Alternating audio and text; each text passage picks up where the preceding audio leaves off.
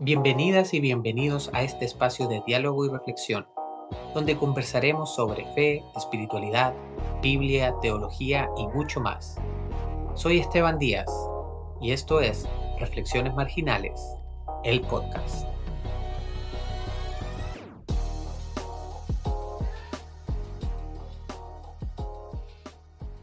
Sean todas y todos muy bienvenidos a este episodio especial de Semana Santa, en el cual haremos una pausa a nuestra serie sobre cómo enfrentar las dificultades del texto bíblico. Lo haremos porque naturalmente la fecha así lo amerita.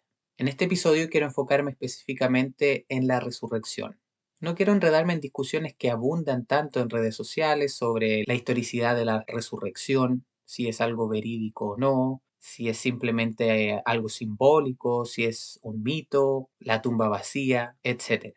Todos son temas bien importantes e interesantes sin duda, pero me pasa que cuando escucho los argumentos de ambos sectores, tanto de aquellos que defienden la historicidad a muerte de los relatos de la pasión y resurrección, como aquellos que intentan desmitificar estas narrativas, me encuentro que en ambos sectores pasan por alto un aspecto fundamental en la espiritualidad del cristianismo, y tiene que ver con la fe.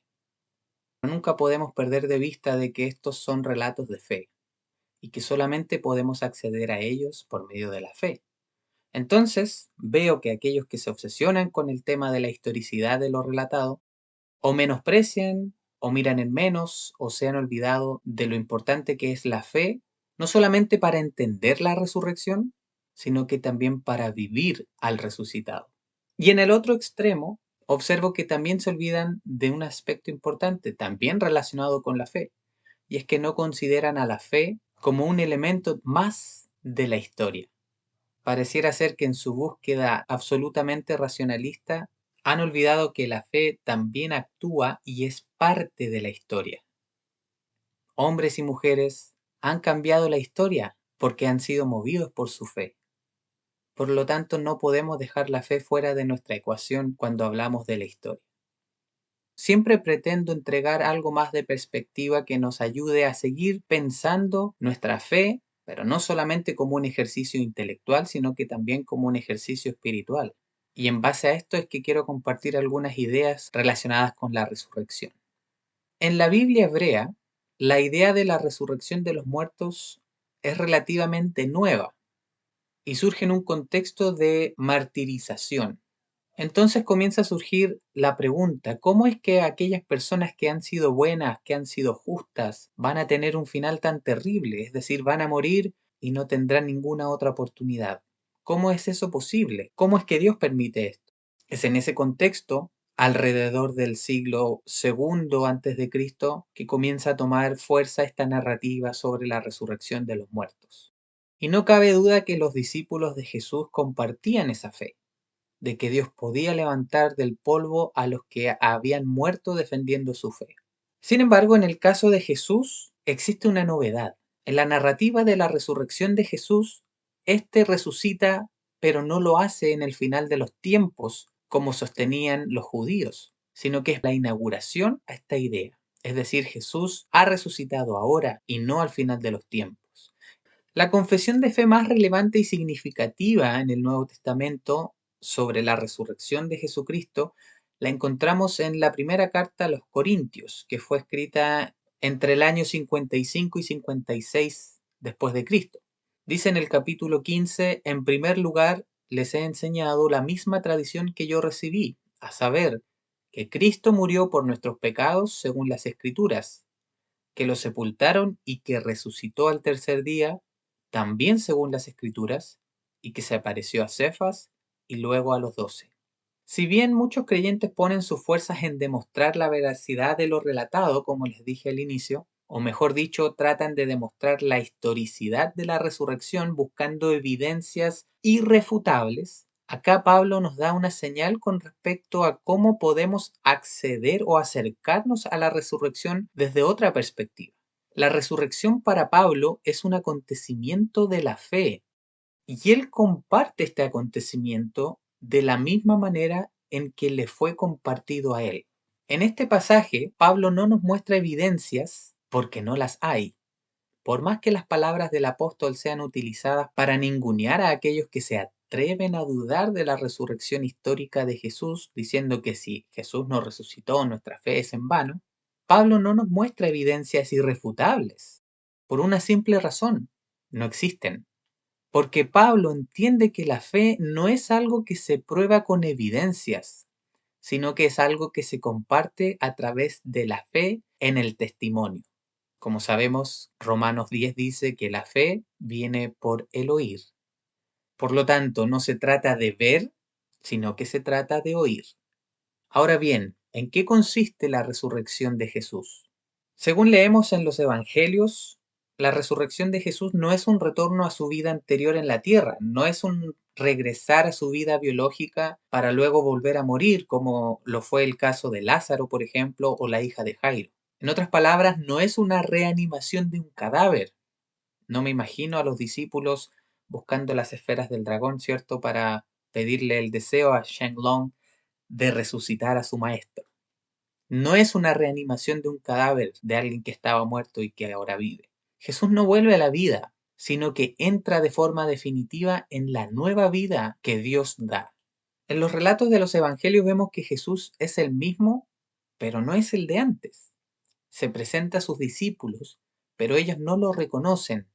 Está con ellos, pero no lo pueden retener. Es Jesús, pero es con una nueva existencia. Tampoco se trata de que haya resucitado en forma de espíritu. El Evangelio de Juan principalmente se encarga de recalcar esto, de que no es un espíritu, sino que es un cuerpo, es carne. Por eso Jesús invita a que toquen sus llagas.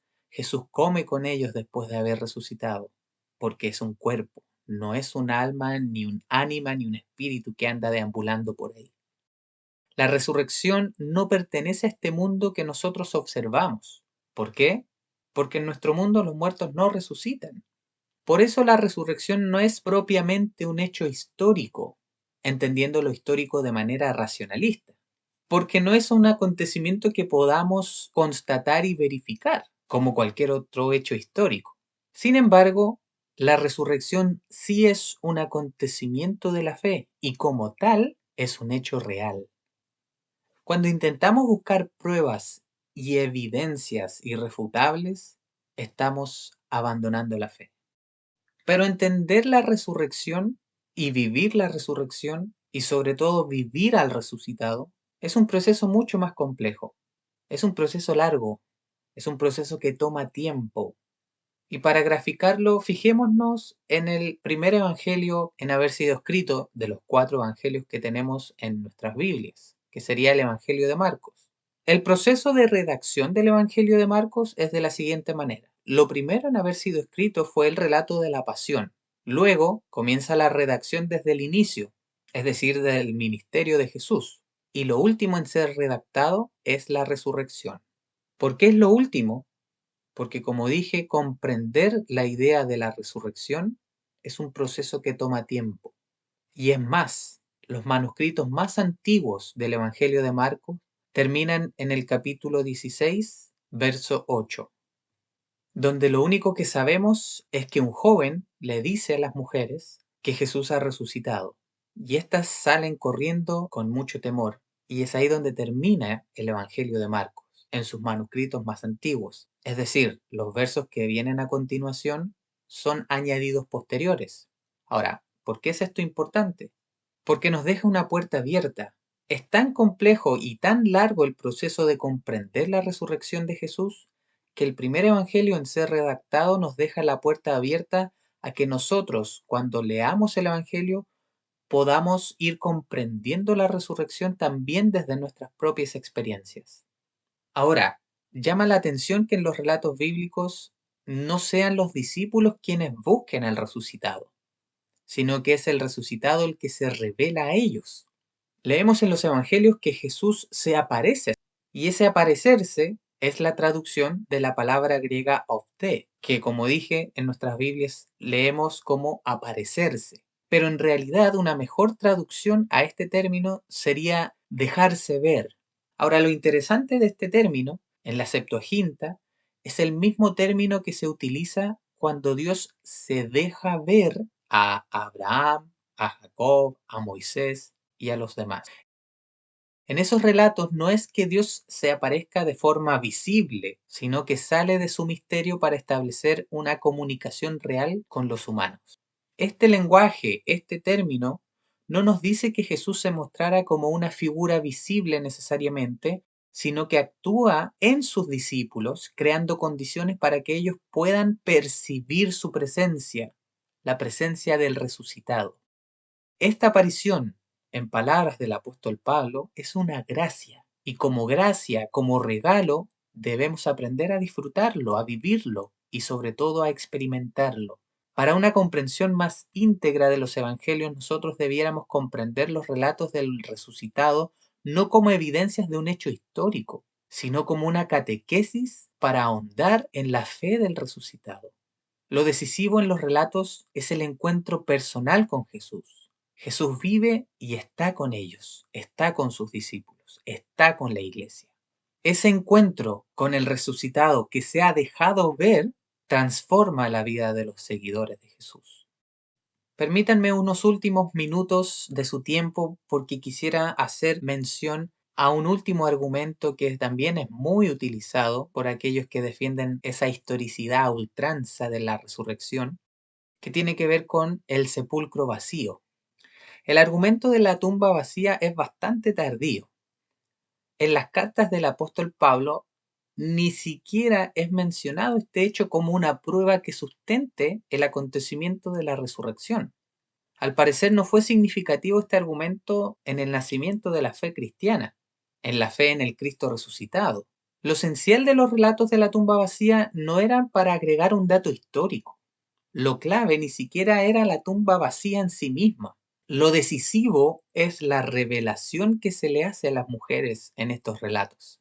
Porque fijémonos qué es lo que produce la tumba vacía en quienes fueron las primeras testigos de la resurrección. ¿Qué provocó la tumba vacía en ellas? Provocó miedo, provocó espanto, es decir, provocó algo muy negativo y muy contrario a lo que provoca la revelación en el resucitado, que es fe. La tumba vacía, entonces, repito, provoca miedo y espanto, pero no provoca fe. Por lo tanto, lo esencial del relato no es la tumba vacía. Lo esencial del relato es la revelación que entrega, bueno, dependiendo del evangelio, un joven vestido de blanco, un ángel o dos ángeles. Eso es lo esencial, el mensaje. Y eso obviamente requiere fe. Más que información histórica, entonces, la tumba vacía, en la narrativa de la resurrección encontramos los testimonios de la predicación de los primeros creyentes sobre la resurrección de Jesús. Esto nos hace pensar en que lo que generó la fe en el resucitado no fue el sepulcro vacío, sino que fue el encuentro con este maestro lleno de vida. Y a pesar de eso, hoy en día muchos cristianos se obsesionan con la tumba, simplemente para satisfacer sus egos, por pretender ganar un debate. El mensaje, la revelación que les es entregada a las primeras testigos es que se debe seguir el camino a Galilea. Se debe seguir viviendo, sanando a aquellos que sufren, acogiendo a los marginados, perdonando y amando a los demás, denunciando a los sistemas religiosos que atenten contra la dignidad de las personas. Hay que seguir anunciando que el reino de Dios está aquí y ha sido inaugurado por medio de aquel que ha vencido a la muerte. Un mundo más amable, más digno y más justo es posible solamente gracias al resucitado. Y por lo tanto hay esperanza. Y es esa la esperanza a la que hoy les quiero invitar a ustedes en esta Semana Santa. Poder reencontrarnos con el resucitado. Poder abrazar la fe en el resucitado. Sin fanatismos extremos ni racionalismos extremos, sino con una fe y una espiritualidad sincera y honesta por haber recibido en algún momento de nuestras vidas este regalo de la fe y de poder creer en el resucitado. Hay esperanza, y esa esperanza la entrega el mensajero de la resurrección, que le dice a las discípulas y nos dice en el día de hoy: vuelvan a Galilea, él irá delante de ustedes, allí le verán.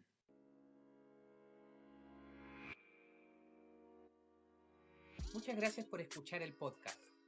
Si sientes que puede ser de ayuda para algún amigo, familiar o conocido, por favor compárteles el episodio. Puedes encontrarme en Instagram como reflexiones.marginales y en Facebook como rmarginal. No dudes en escribirme y compartir tus ideas o preguntas, y así poder generar diálogos de fe constructivos. Pronto, un nuevo episodio. Un saludo desde Chile a toda la comunidad marginal. Un abrazo.